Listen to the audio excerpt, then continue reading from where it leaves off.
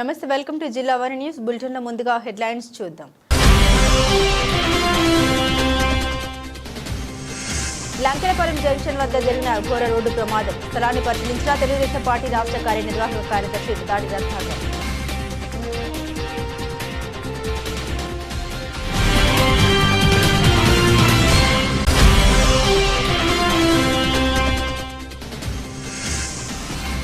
రావులపాలెంలోని YCP కార్యాలయంలో ఏర్పాటు చేసిన విలేకరుల సమావేశం. జగన్ కు సరైన రక్షణ లేదు, పార్టీని కూడా ఏర్పాటు చేయలేదని ధ్వజం.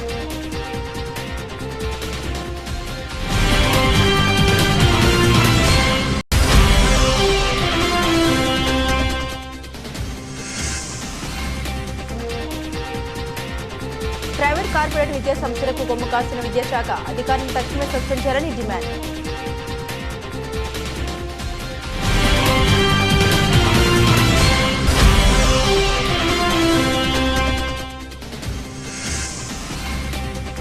వేంపాడ్ టోల్గేట్ వద్ద వాహన తనిఖీలు. కార్ల డిక్కీల్లో 369 కేజీల గంజాయి స్వాధీనం.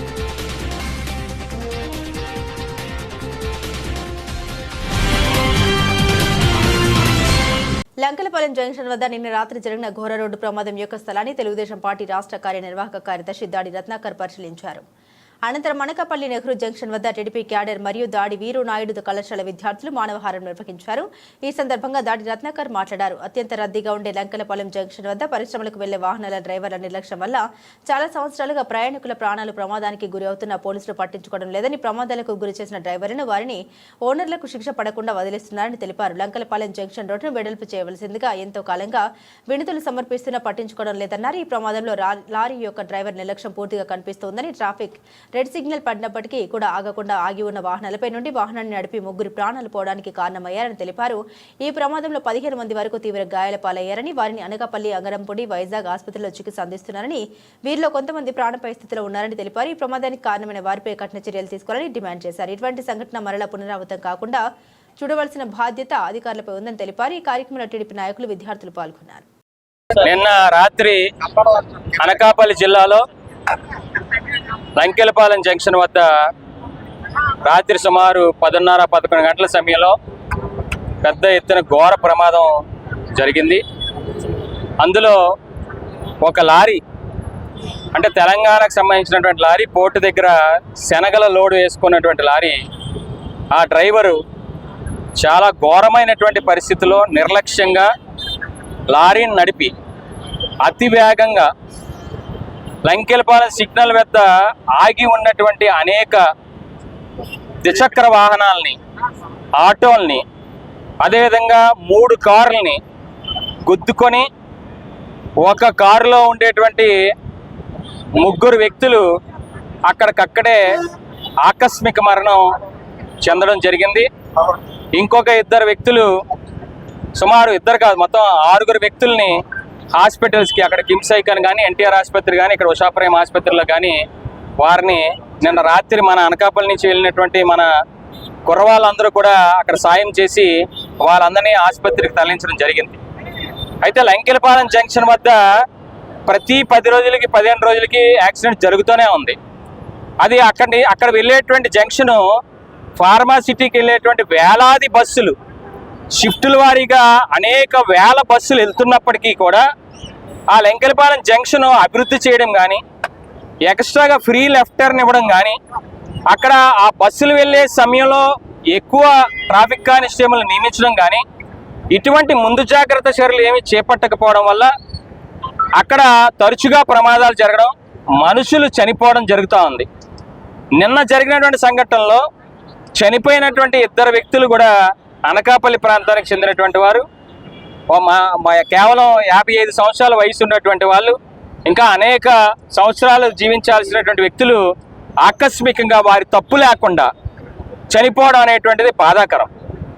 ఇవాళ అదే విషయంలో పోలీసు వారిని కూడా మరి చర్యలు తీసుకోమని అడిగితే, మరి రూల్స్ ప్రకారం లారీలన్నీ వదిలేయాల్సి వస్తుంది, ఎంతమంది మనుషులను చంపినా పర్వాలేదు, లారీలు వదిలేయాలి తప్ప లారీల మీద మేము సీజ్ చేయలేము అని పోలీసులు అనాసక్తి కలపరచడం చాలా విచిత్రంగా అనిపిస్తుంది. అంటే 5 3 4 మనుషులు చంపేసిన లారీల్ని కేవలం గంటల వ్యవధిలోనే బెయిల్ ఇచ్చేసి డ్రైవర్కి బెయిల్ ఇచ్చి పంపించేస్తూ ఉంటే, లారీల్ని పూలదండల్లో పెట్టి ఓనర్లకు సన్మానాలు చేసి పంపిస్తూ ఉంటే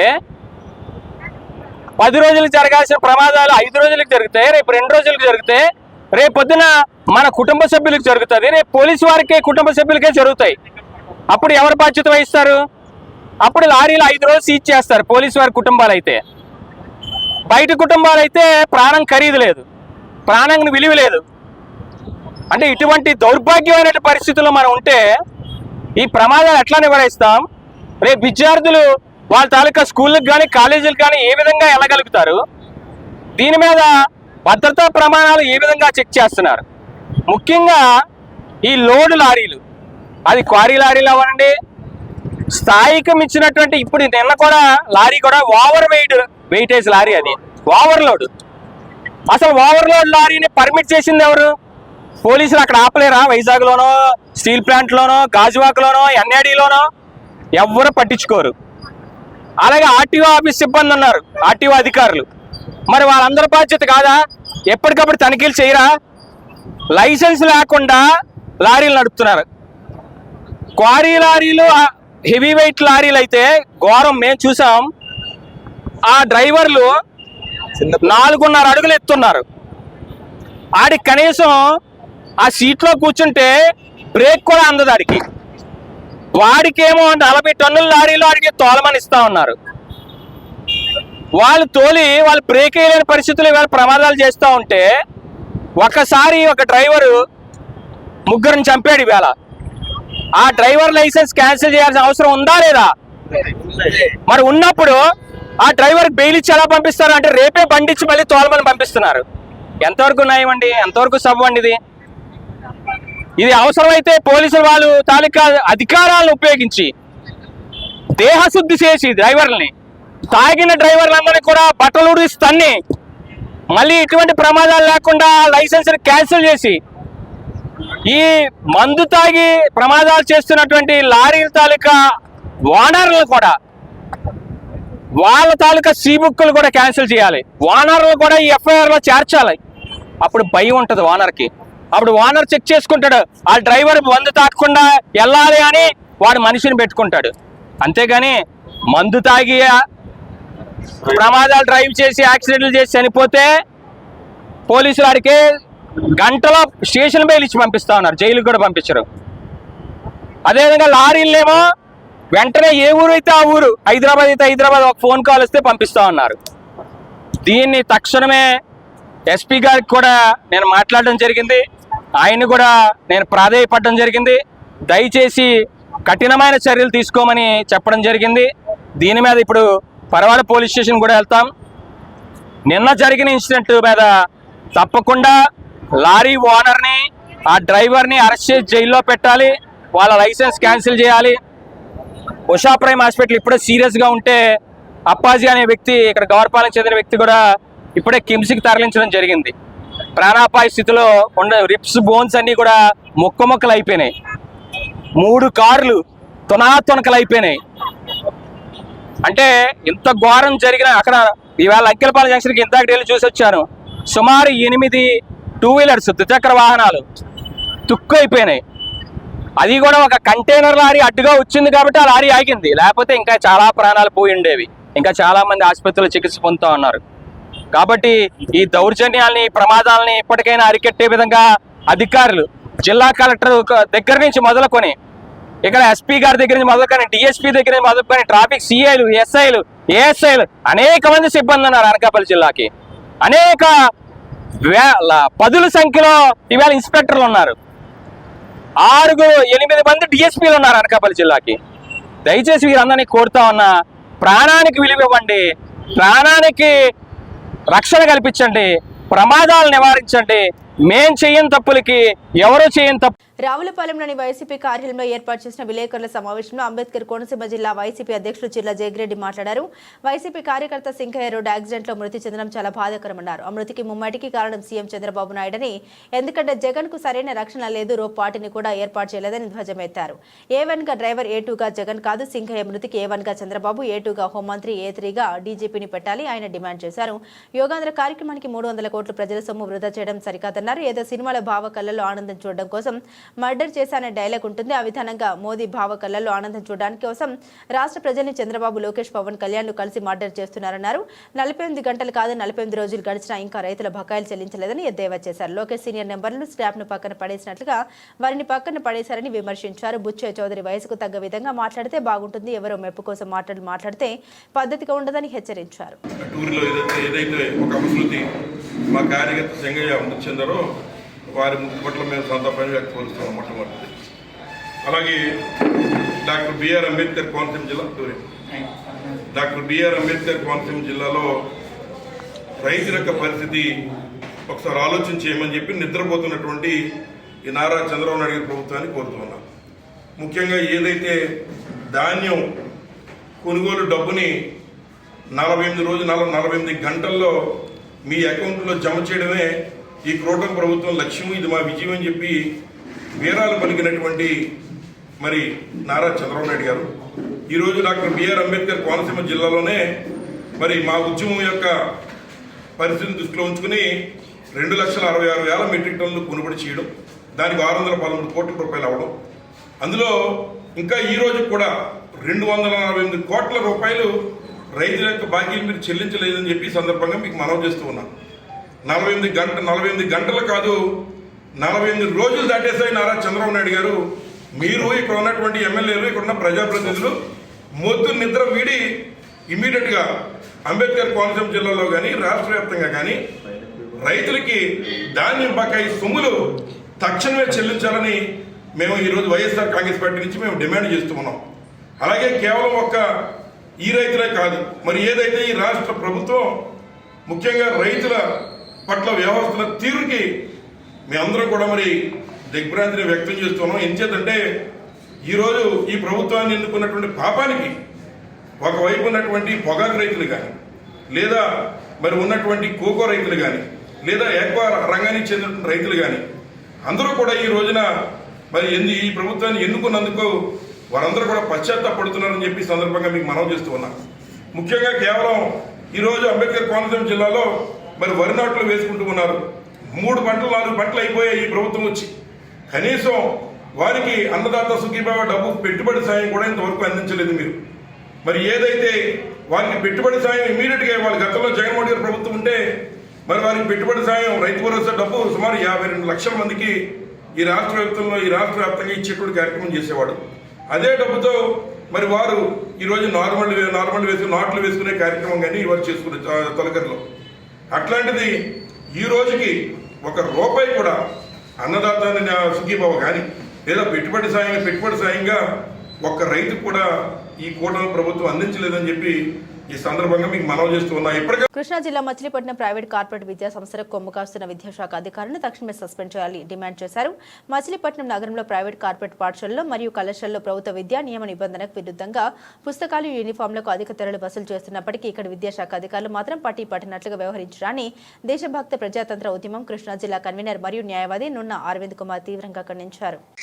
కృష్ణా జిల్లా కన్వీనర్ గా ఉన్నాను. నేను ఈ నెల 13వ తారీఖున మా సంస్థ తరపున డిఓ గారికి ఒక రిప్రజెంటేషన్ ఇవ్వడం జరిగింది. ఆ రిప్రజెంటేషన్ ప్రకారం ప్రైవేట్ మరియు కార్పొరేట్ స్కూల్స్ ఏవైతే ఉన్నాయో అవి నిబంధనలకు విరుద్ధంగా, జీవోలకు వ్యతిరేకంగా స్కూళ్లలో స్టేషనరీల దగ్గర నుంచి పెన్సిల్, షార్ప్నరు, యూనిఫాము అధిక రేట్లకు అమ్ముతూ పేరెంట్స్ నిలువు దోపిడీ చేస్తున్నారని చెప్పి మేము గత 13వ తారీఖున రిప్రజెంటేషన్ ఇవ్వడం జరిగింది. ఆ రిప్రజెంటేషన్ మీద డిఓ గారు స్పందిస్తూ 2 రోజుల్లో చర్యలు తీసుకుంటానని చెప్పడం కూడా జరిగింది. కానీ వాటికి 12 రోజులు గడుస్తున్నా ఎలాంటి చర్యలు తీసుకోపోగా ప్రైవేట్ మరియు కార్పొరేట్ స్కూళ్లు మధ్యతరగతి మరియు దిగువ మధ్యతరగతి ప్రజల్ని దోచుకోవడం, పీడించడమే పనిగా పెట్టుకుని అధిక రేట్లతో ఒక 20 రూపాయలు ఉండే పుస్తకాన్ని 100 రూపాయలకు అమ్ముతూ నిలువు దోపిడీ చేస్తున్నారు.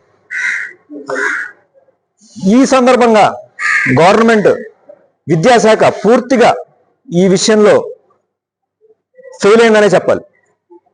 కాబట్టి ఈరోజు మేము పేట్రియాటిక్ డెమోక్రటిక్ మూవ్మెంట్ తరఫున డిఓ గారి ఆఫీస్ ఎదురుగుండా ఒక హర్తాల్ ప్రొటెస్ట్ చేయడం జరిగింది. ఈ ప్రొటెస్ట్ సందర్భంగా మేము డిఓ గారిని ఏమని కోరామంటే, వెంటనే ఏవైతే స్కూల్స్ ఉన్నాయో ఆ స్కూల్స్ అన్నిటి మీద మెరుపు దాడి చేసి ఏవైతే నిబంధనలకు విరుద్ధంగా జీవోలకు వ్యతిరేకంగా స్టేషనరీ యూనిఫామ్లు అమ్ముతున్నారో వాటన్నిటిని సీజ్ చేయాలని కూడా అడగడం జరిగింది. డిఓ గారు యుద్ధ ప్రాతిపదికన ఇప్పుడు ఎంఈఓలు అందరికీ ఇన్ఫర్మేషన్ ఇచ్చారు. ఎంఈఓలు అందరికీ 12:30 లోపు అన్ని స్కూళ్లలో మెరుపు దాడి చేయవలసిందిగా ఇన్స్ట్రక్షన్ ఇవ్వడం జరిగింది. అదేవిధంగా పేరెంట్స్ కూడా ఇక్కడ గమనించవలసిన విషయం ఏంటంటే, ఏ స్కూలు కూడా నిబంధనలకి లోబడి పనిచేయడం లేదు. ప్రతి పేరెంట్ కూడా తన పిల్లలు చదివే స్కూల్లో నిబంధనలన్నీ ఉన్నాయా, బిల్డింగ్ పర్మిషన్ ఉందా, ఫైర్ సేఫ్టీ మెజర్స్ ఉన్నాయా, క్వాలిఫైడ్ టీచర్స్ ఉన్నారా లేరా అనేది తప్పకుండా చూసి జాయిన్ చేయవలసిందిగా కోరుతున్నాం.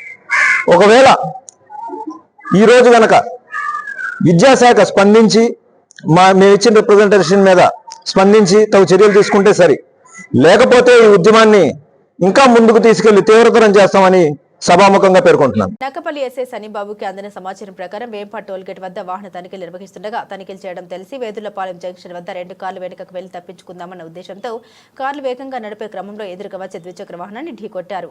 వారు పారిపోయేందుకు ప్రయత్నం చేయగా గమనించిన పోలీసు వారు వారిని వెంబడించి కార్లను పట్టుకోవడం జరిగింది. పట్టుకున్న కార్లను తనిఖీ చేయగా కార్ల డిక్కీలో 369 కేజీల గంజాయి గుర్తించడం జరిగింది. 2 కార్లలో ఒక డ్రైవర్ పరారీ అవ్వగా మరొక డ్రైవర్ను పట్టుకుని కేసు నమోదు చేసి దర్యాప్తు చేపట్టినట్టు డీఎస్పీ శ్రీనివాస్ తెలిపారు. కార్లను వెంబడించి చాకచక్యంగా పట్టుకున్న సీఐ కుమారస్వామి మరియు జిల్లా ఎస్ఐ సన్నీబాబులను జిల్లా ఎస్పీ తుహిన్ సిన్హా డీఎస్పీ శ్రీనివాస్ అభినందించారు.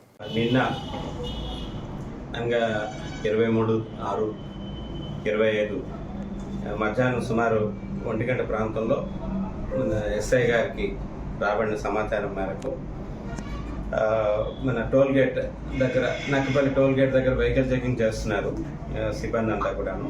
చేస్తుండగా మా చెక్కింగ్ని చూసి ముందుగా వెదలపాలెం జంక్షన్ దగ్గరకు వచ్చేసరికి అక్కడ ఒక వెహికల్ అనుమానాస్పదంగా మేము ఏదైతే వెహికల్స్ 2 కార్లు సస్పెక్ట్ చేసి వాటి కోసం చెక్ చేస్తున్నామో ఆ 2 కార్లు కూడా అక్కడ యూటర్న్ తీసుకొని తిరిగి వచ్చేస్తున్నాం. ఇమీడియట్గా మా సిబ్బంది అంతా కూడా వెంటనే వాటిని చేర్చేయడానికి వెనకాల వెహికల్స్తో బయలుదేరడం, వాటిని చేర్చేయడం జరిగింది. ఈ క్రమంలో ఒక వెహికల్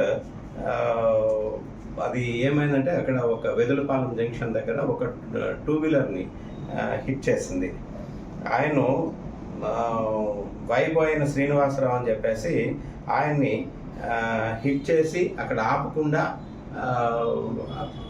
ఆ బండిని అక్కడ వదిలేసి ఆయన పారిపోయాడు, డ్రైవర్ పారిపోయాడు.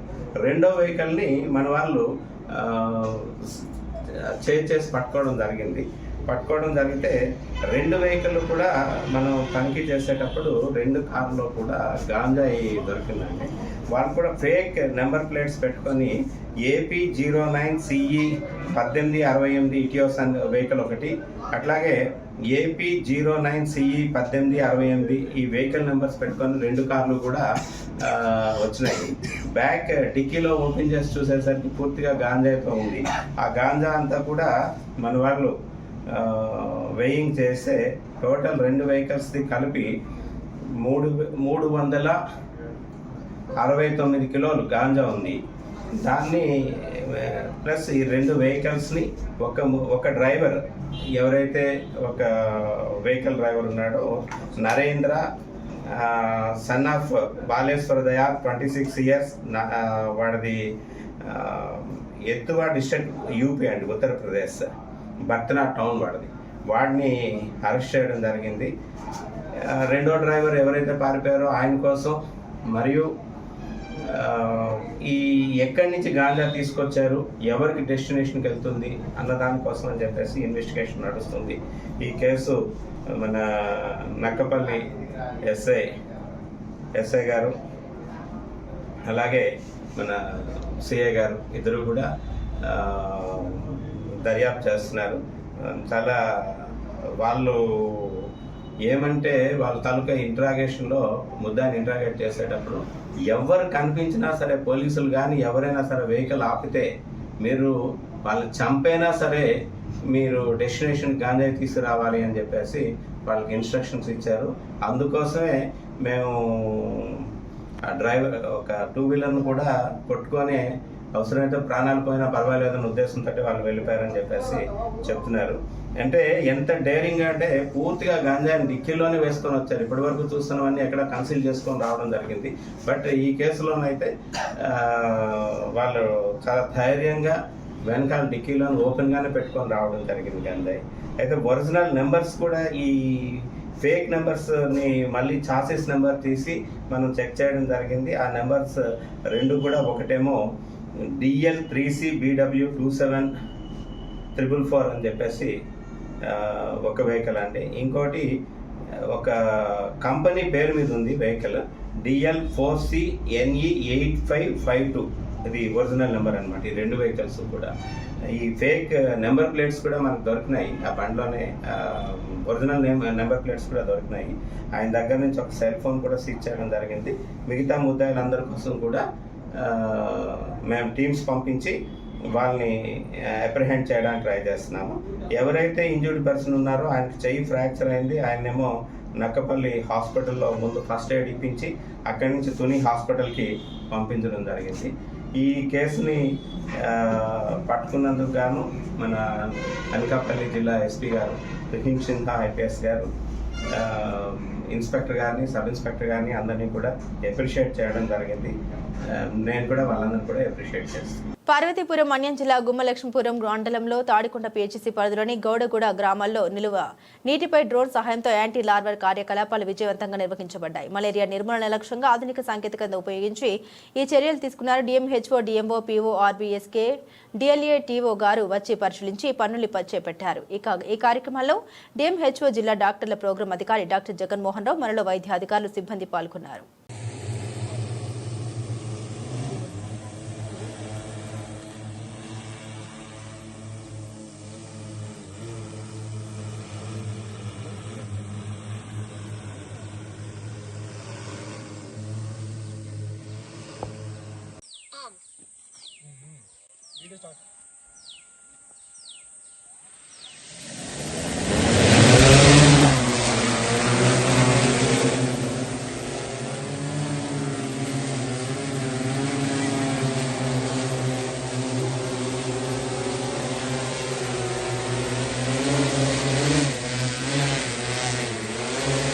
శరవేగంతో జరుగుతున్న పోలవరం కాల్వ మరియు బుడమేరు గండ్లను పరిశీలించారు. జనసేన పార్టీ రాష్ట్ర అధికార ప్రతినిధి, మైలవరం నియోజకవర్గ ఇన్ఛార్జ్ అక్కల రామ్మోహన్ రావు అలియాస్ గాంధీ మాట్లాడుతూ ఎన్టీఆర్ జిల్లా మైలవరం నియోజకవర్గంలో గత సంవత్సరం వరదల కారణంగా బుడమేరు మరియు పోలవరం కాల్వకు గండ్లు పడి విజయవాడ పరిసర ప్రాంతాలు ముంపునకు గురై ప్రాణ నష్టం, ఆర్థికంగా నష్టం జరిగిందని, మైలవరం నియోజకవర్గంలో తాగునీరు, సాగునీరు, 50 చెరువులు గండ్లు పడి వ్యవసాయానికి ఇబ్బంది కలుగుతుందని, ఇలాంటి ఇబ్బందులు పునరావృతం కాకుండా మన శాసనసభ్యులు వసంత కృష్ణప్రసాద్, ఎంపీ కేశినేని శివనాథ్ అలియాస్ చిన్ని కూటమి ప్రభుత్వం సీఎం చంద్రబాబు దృష్టికి తీసుకెళ్లి తక్షణమే గన్లు పూడ్చాలి, లేకపోతే రాబోయే వర్షాలకు చాలా ఇబ్బందులు ఎదుర్కోవాల్సిందని సీఎంకి, డీసీఎంకి చెప్పి 40 కోట్ల రూపాయలు నిధులు మంజూరు చేయించుకోవడం జరిగిందని, అందుకే తక్షణమే శరవేగంగా పనులు జరుగుతున్నాయని తెలిపారు. మైలవరం నియోజకవర్గంలో ఏదైతే పోలవరం కాలువ అలాగే బుడవేరు డైవర్షన్ కాలువ ఏదైతే ఉందో ఈ 2 కలిసి కృష్ణానదిలో ఇబ్రహీపట్నం దగ్గర పవిత్ర సంగమం దగ్గర కలవడం జరిగింది. ఆ కాలంలో గడిచిన వర్షాకాలం, గత సంవత్సరం వర్షాకాలంలో ఇక్కడ కొండపల్లి వద్ద 3 గండ్లు పడి ఈ వర్షపు వరద నీరంతా కూడా విజయవాడ ప్రాంతం, అలాగే రాయనపాడు, పైడూరుపాడు, ఏలప్రోలు, కౌలూరు గ్రామాలని ముంచెత్తేసి మరి ఆ ప్రాంతంలో అనేక మందికి ప్రాణ నష్టం, ఆర్థిక నష్టం జరిగిన సందర్భం మనం అందరం చూసాం. ఇప్పుడు అటువంటి నష్టం మళ్ళీ పునరావృతం కాకుండా ఎన్డీఏ ప్రభుత్వం యుద్ధ ప్రాతిపదిక మీద మరి పనులు చేస్తూ ఉంది. వాళ్ళ భవిష్యత్తులో కూడా ఎవరికి ఎటువంటి ఇబ్బంది కలగకుండా ప్రభుత్వం చర్యలు తీసుకుంటా ఉంది. స్థానిక శాసనసభ్యులు వసంత కృష్ణప్రసాద్ గారు, అలాగే ఎంపీ కేశినేని చిన్ని గారు కూడా మరి దీని మీద అనేక పర్యాయాలు ముఖ్యమంత్రి గారితో మాట్లాడి ఎమ్మెల్యే గారు మరి కోట్ల రూపాయలు నిధులు తీసుకొచ్చి దీన్ని పూర్తి చేస్తూ ఉన్నారు.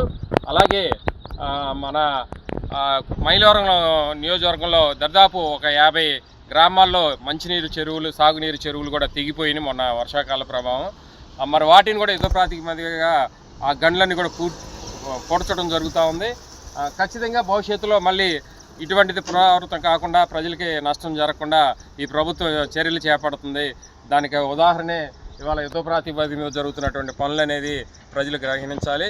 భవిష్యత్తులో మళ్ళీ ఇది పునరావృతం కాకుండా చూస్తామని చెప్పి తెలియజేస్తాం. ఆత్రేయపురం మండలంలోని వాడపల్లి గ్రామంలో సోమవారం బలిదాన్ దివాస్ సందర్భంగా బీజేపీ ఆధ్వర్యంలో ఘనంగా నిర్వహించారు. బీజేపీ మండల అధ్యక్షుడు ఉమ్మడిశెట్టి వెంకటేశ్వరరావు ఆధ్వర్యంలో బూత్ అధ్యక్షుడు పడాల నాగేశ్వరరావు అధ్యక్షతన జరిగిన ఈ కార్యక్రమానికి ముఖ్య అతిథిగా గుంటూరు జిల్లా ఇన్ఛార్జి తమ్మనంపూడి రామకృష్ణారెడ్డి హాజరయ్యారు. ఈ సందర్భంగా డాక్టర్ శ్యాంప్రసాద్ ముఖర్జీ చిత్రపటానికి పూలమాలలు వేసి నివాళులర్పించారు. అనంతరం రామకృష్ణారెడ్డి మాట్లాడారు. సాంస్కృతిక ఆర్థిక జాతీయవాదంతో కూడిన భావజాలానికి మార్గదర్శకుడు శ్యాంప్రసాద్ ముఖర్జీ ఏక్ దేశ్ మేదో విధాన్ దో ప్రధాన్ దో నిశాన్ నహీ చలేగా నినాదంతో దేశ ఏకత్వం కోసం తన ప్రాణాలను అర్పించిన మహనీయుడు ఆయన అని పేర్కొన్నారు. హైందవ సంస్కృతి వికాసమే తన జీవన లక్ష్యంగా భావించిన ఆయన సేవలు చిరస్మరణీయమని తెలిపారు. జనసంఘ స్థాపించారు. మరి ఆయన స్థాపించి 53లో స్థాపిస్తే ఇంచుమించుగా మనం 2019 వచ్చే నాటికి మరి పరంపరాగతగా సిద్ధాంతాన్ని పుణుకుపుచ్చుకునేటువంటి పార్టీ భారతీయ జనతా పార్టీ అంటే సిద్ధాంతం గల పార్టీ అంటారు. సిద్ధాంతం అంటే ఏంటి? దేశం కోసం ఆలోచించి దేశం కోసం ఏ మంచి చేయాలో ఆ మంచిని మరి కొత్తాతగారు ప్రారంభిస్తే మునిమనుడు అనుమనుడు దాకా కూడా కొనసాగించుకుంటూ దాన్ని ఎలాగైతే నిలబెట్టుకుంటూ ఆ సాంప్రదాయం నిలబెట్టుకునే ఆచారాలు మన పల్లెటూరులో కనబడతాయో అదేవిధంగా మరి భారతీయ జనతా పార్టీ 1953 నుంచి మరి 2019 వరకు కూడా యుద్ధం చేసి శ్రీ నరేంద్ర మోడీ గారి యొక్క నాయకత్వంలో మరి ఆర్టికల్ 370 రద్దు చేసుకున్నాం. మరి దానికి రెండుగా విభజించి ఒక కేంద్రపాలిత ప్రాంతంగా ఒకటి ప్రభుత్వం కేంద్రపాలిత ప్రాంతంగా విభజించి అక్కడ సుస్థిరతను తీసుకురావటం. ఈ రోజున అక్కడ మరి ఎంతో టూరిజం డెవలప్ కావటం, ఒకే దేశము ఒకే చట్టము ఒకే ప్రజ ఒకే జాతి ఒకే జెండా అనేటువంటి నినాదం శ్రీ శ్యాంప్రసాద్ ముఖర్జీ గారి కళ ఏదైతే ఉందో మరి ఈ రోజున శ్రీ నరేంద్ర మోడీ గారి రూపంలో అది సాకారం చెందడం. అదేవిధంగా ఏదైతే ఆయన ఆకాంక్షలు ఉన్నాయో ఈ దేశము విశ్వగురువుగా ఎదగాలి, ఈ దేశము విశ్వంగా ఆర్థిక వ్యవస్థలో కూడా ప్రపంచంలో దూసుకుపోవాలన్న ఆకాంక్షలు ఏవైతే ఉన్నాయో వాటికి అనుగుణంగా మరి ఇలా 4వ ఆర్థిక వ్యవస్థగా మనం అవతరించాం.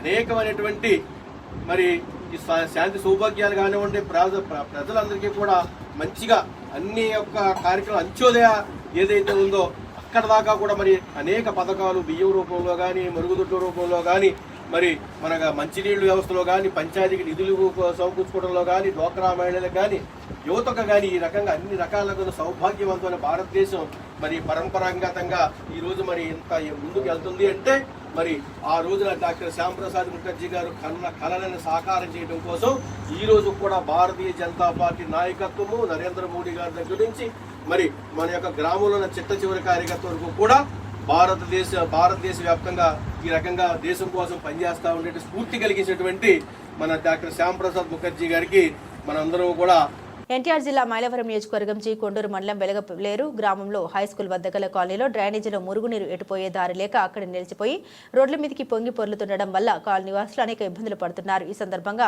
వైసీపీ వెలగలేరు గ్రామ పార్టీ అధ్యక్షులు ఎర్రగుంట సుకుంద్ మరియు కాలనీ వాసులు మాట్లాడారు. చిన్న పిల్లలు కూడా ఆ నీటిలోనే నడవడం జరుగుతుందని, దీంతో అక్కడ ప్రజలకు దుర్వాసన ఎక్కువై దోమలు ఏర్పడి అనేక మంది పిల్లలకు, పెద్దలకు, మహిళలకు, వృద్ధులకు విష జ్వరాలు, టైఫాయిడ్, మలేరియా, డెంగ్యూ జ్వరాలు కూడా వస్తున్నాయని ప్రజలు వాపోతున్నారు. డ్రైనేజీ నీళ్లు ఎటు వెళ్లకుండా పక్కన రైతులు అడ్డంగా కట్టవేయడం వల్ల నీరు అక్కడ నిలిచిపోయాయని, నీరు పోవడానికి సరైనటువంటి కాల్వ లేదని, పక్క డ్రైనేజీ వ్యవస్థ నిర్మించాలని, దీనికి శాశ్వత పరిష్కారం చేయాలని అక్కడ ఉన్నటువంటి స్థానిక ప్రజలు ఎంతో ఆవేదన వ్యక్తం చేస్తున్నారన్నారు. ఈ కార్యక్రమంలో వెలగలేరు వైఎస్ఆర్ కాంగ్రెస్ పార్టీ నాయకులు చనుమూలు సుబ్బారావు, మిక్కిలి శేషయ్య, ఎర్రగుంట శ్రీనివాసరావు, పేయాళ్ల ప్రతాప్, కోవల అశోక్, ఎర్రగుంట కోటయ్య, పెద్దిపల్లి నాగేశ్వరరావు, దాసరి గోపి, స్థానిక వాసులు గొర్రె నాగరాజు, అరవింద్ నాయక్, భాషా, ఎర్రగుంట దావిదు, పల్లె విజయకుమార్, వేమూరి జోచి, షేక్ బాబు తదితరులు పాల్గొన్నారు.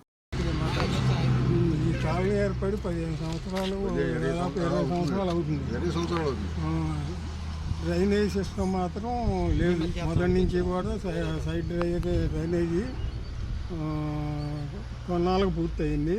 ఇప్పుడు నీళ్ళు ఎక్కడెక్కడే ఆగిపోతున్నాయి డ్రైనేజీలోంచి బయటికి వెళ్లకుండా.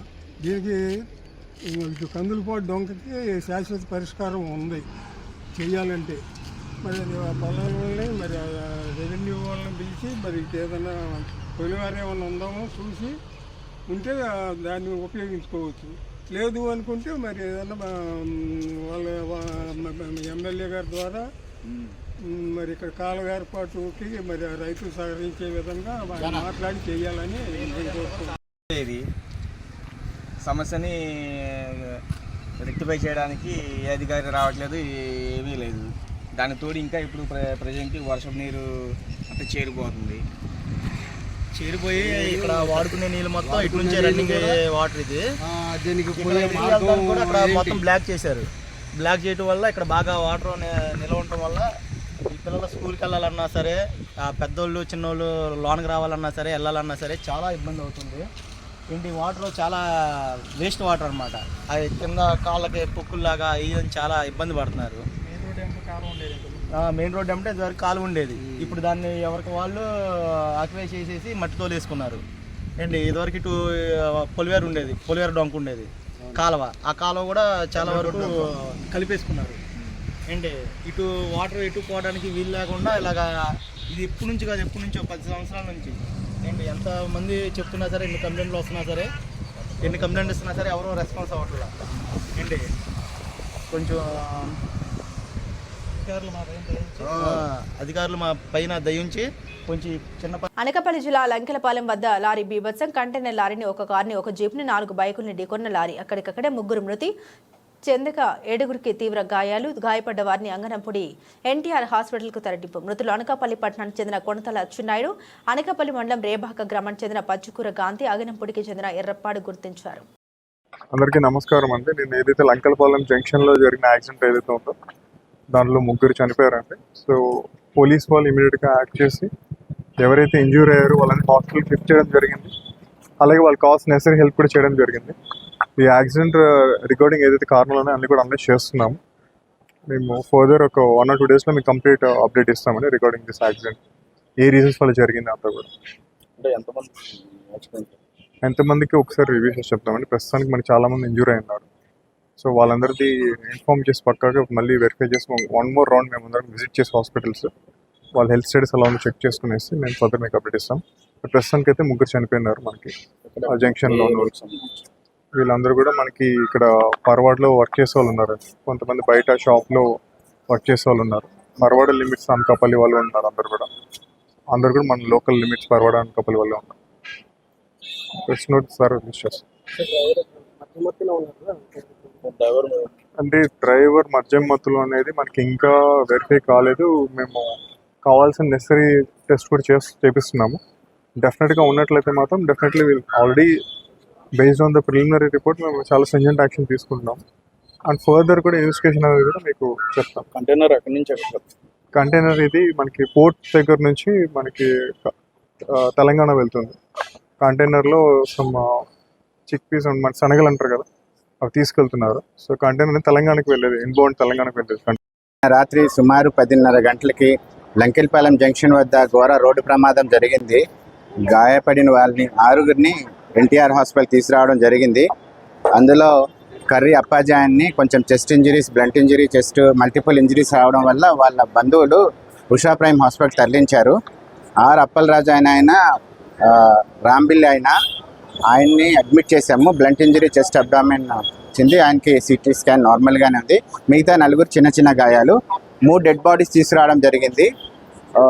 ఒక ఆయన ఫ్రమ్ ఇదైతే రేబాక, ఇంకొక ఆయన అనకాపల్లి, ఇంకొక ఆయన శ్రీకాకుళము. 3 డెడ్ బాడీస్ కూడా పోస్ట్ మార్టం జరిగిపోయింది. పోస్ట్ మార్టం నిమిత్తం వాళ్ళ బాడీస్ వాళ్ళ బంధువులకు హ్యాండ్ ఓవర్ చేసి. బులెటిన్లో షార్ట్ బ్రేక్ తీసుకుందాం. Welcome back to news. Lankelapalem junction వద్ద జరిగిన ఘోర రోడ్డు ప్రమాదం. స్థలాన్ని పరిశీలించిన తెలుగుదేశం పార్టీ రాష్ట్ర కార్యనిర్వాహక కార్యదర్శి దాడి రత్నాకర్.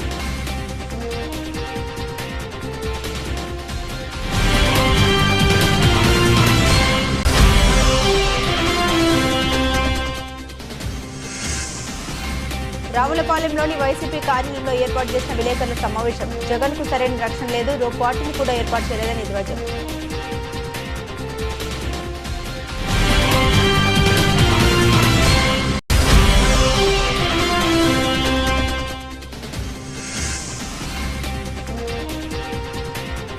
ప్రైవేట్ కార్పొరేట్ విద్యా సంస్థలకు కొమ్ము కాస్తున్న విద్యాశాఖ అధికారులను తక్షణమే సస్పెండ్ చేయాలని డిమాండ్.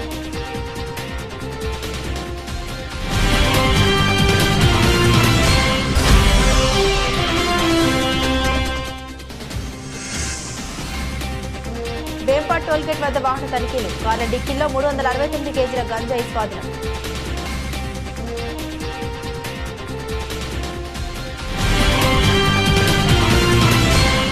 బులెటిన్ ముగించే ముందు హెడ్లైన్స్ మరోసారి. ఇవి బులెటిన్ అప్డేట్స్. మరిన్ని అప్డేట్స్ కోసం చూస్తూనే ఉండండి జిల్లా వారి న్యూస్.